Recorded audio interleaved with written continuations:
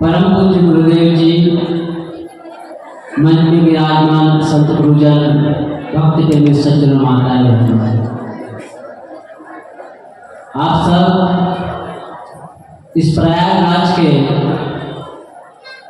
वार्षिक कार्यक्रम में आप सब पधारे।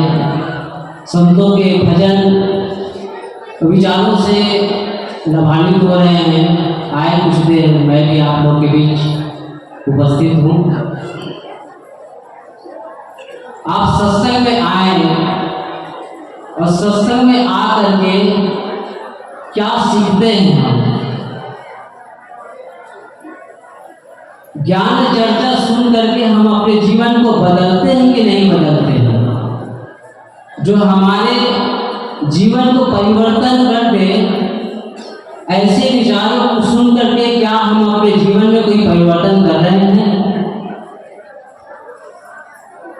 सत्संग तो हम सुनते हैं, ज्ञान की चर्चा को भी सुनते हैं, लेकिन जो परिवर्तन होना चाहिए, जैसे आप बीमार पड़ जाते हैं तो डॉक्टर के पास जाते हैं, या कोई चीज की कमी होती है तो उस कमी को पूरा करने के लिए ऐसे व्यक्ति के पास जाते हैं जो उस कमी को पूरा कर सकते हैं। ऐसे ही हमारे जीवन में जो कमियां हैं या कमजोरियां हैं, उनको पूरा करने के लिए हम कहाँ जाते हैं? सत्संग में। हमारे अंदर में जो कलिमस है, हमारे अंदर में जो बुराई है, जो मोह ममता है, उसको हम दूर कैसे करें? ये हमारे अंदर एक पिपासा होनी चाहिए, एक जिज्ञासा होनी चाहिए, प्यास होना चाहिए ज्ञान को प्राप्त करने के लिए। क्या वो प्यास हमारे अंदर है? और यदि नहीं है तो पानी के पास जाने के बावजूद भी हम प्यासे रह सकते हैं। ज्ञान के बीच ज्ञान निवर्जन करते हुए भी हम उनसे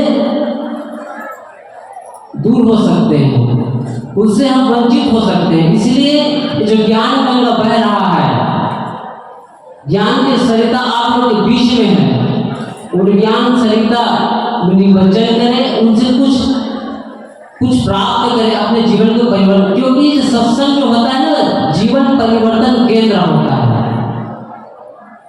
आप कई केंद्र के नाम सुने होंगे, लेकिन ये जो सत्संग क्या है, आपके जीवन को बदल के रख देता है, आपके विचारों को बदल के रख देता है।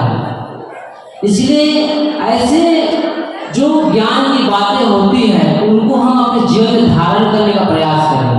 केवल सुनते ही ना जाए, केवल चर्चा का विषय ही ना बनाए हम इसको, बल्कि परिवर्तन का केंद्र बनाए। तो सतगुरु कबीर भी कहते, सतगुरु कबीर की पद है छोटा सा, उसमें कुछ पंक्तियां हैं। सतगुरु कबीर कहते हैं कि माया मोह मोहित किन्ना, ताते ज्ञान रतन हरि गिना, जीवन ऐसो सपना जैसो जीवन सकल समाना, सतगुरु उपदेश दिनोते छाड़े पर निधाना।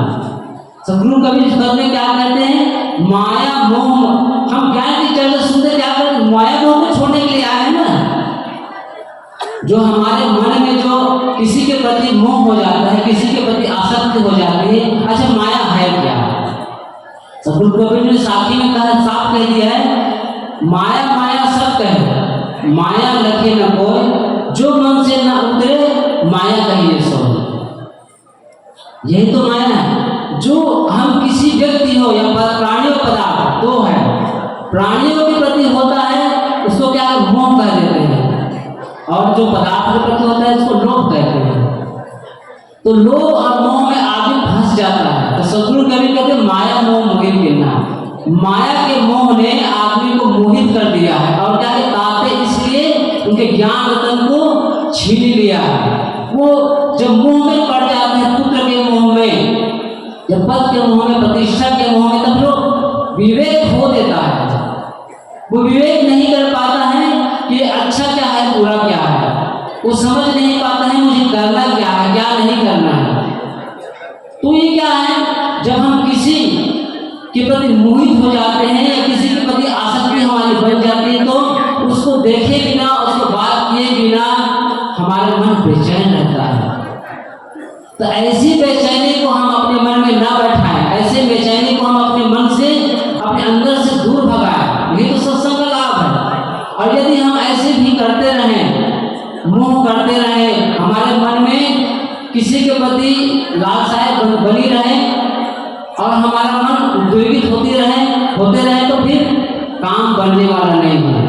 इसलिए सत्संग कभी माया मोह मोह किन्ना ताते ज्ञान को हर लेता है, समझ को समाप्त कर देता है। संत गुरुजन यहाँ आकर के हमें ज्ञान के उपदेश दे रहे हैं, ज्ञान की बातें हमें बता रहे हैं। शब्द गुरु उपदेश भी होते छाड़े पर, लेकिन उसके बावजूद भी हम जो परम निधान है, जो अपना आपा है, अपना स्वरूप है, उसको हम बोध नहीं प्राप्त कर पा रहे। क्यों? क्योंकि ऐसी ऐसी वाणियां हैं, ऐसी ऐसी ग्रंथ हैं, उसमें हमें उसको हम पढ़ करके सुन करके हम भटक जाते हैं। रोचक वाणियां होती है, भयानक वाणियां होती है और यथार्थ, लेकिन रोचक और भयानक में हम फंस जाते हैं, यथार्थ तक हम पहुंचते ही नहीं है। रोचक कहानी कथा को सुनकर के हमारे मन में कितना अच्छा लगता है, भयानक में हमको क्या भय दिया जाता है, लेकिन बस उसी दौर में हम फंस करके हम अपने जीवन को चलाते रहते हैं और भटकाते रहते हैं और भटकते रहते हैं। इसलिए आवश्यकता है जो संत गुरुजन हैं वो हमें यथार्थ बोध देते हैं। शास्त्रों में जो है या कहीं भी जो हमें यथार्थ बोध देते हैं, उन गुरु संतों के हम चरणों में जाएं, उनके पास जाएं, उनके पास बैठे, तभी तो हमें पता चलेगा कि हकीकत क्या है। नहीं कितने ऐसे गुरु हैं जो आज भटका रहे हैं, नदी के नाम पर, तीर्थों के नाम पर, मंदिरों के नाम पर, देवी देवताओं के नाम पर, न जाने कहां कहां आपको नाक रगड़ने में मजबूर कर देते हैं। उसके बाद भी हमें ज्ञान नहीं होता है, वहां हम अपने धन को, पद को, प्रतिष्ठा को भी दांव में लगा देते हैं, लेकिन फिर भी हमें बोध प्राप्त नहीं होता है। तो ऐसे संतों, ऐसे गुरुजनों के पास हम जाएं, ऐसे जो रहनी संपन्न, ज्ञान गुण संपन्न संत जन हमारे पास विराजमान है, रहनी संपन्न है, ज्ञान गुण से संपन्न है।